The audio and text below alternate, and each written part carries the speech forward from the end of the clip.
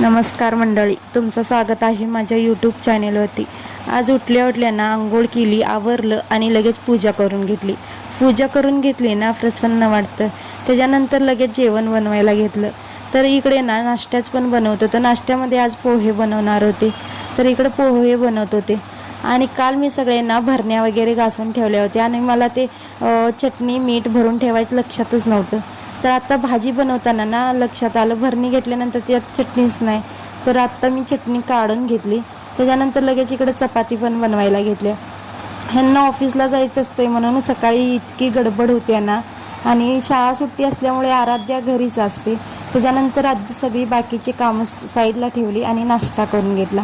मग सगळे भरण्यांना चटणी मीठ सगळं भरून ठेवलं, मसाले डब्यात पण मसाले भरून ठेवले। त्याच्यानंतर ना चटणी एवढीच राहिली, आता बघू कधी करायला वेळ भेटतो। ही मोहरी ना गेल्या वर्षी माझ्या आईने दिली होती, ती अजूनपर्यंत जाते। त्याच्यानंतर लगेच कपडे वगैरे वाळत घातले आणि मला बाकीचे सगळे कामं आवरली आणि संध्याकाळी असं मस्त सायकल खेळत होते।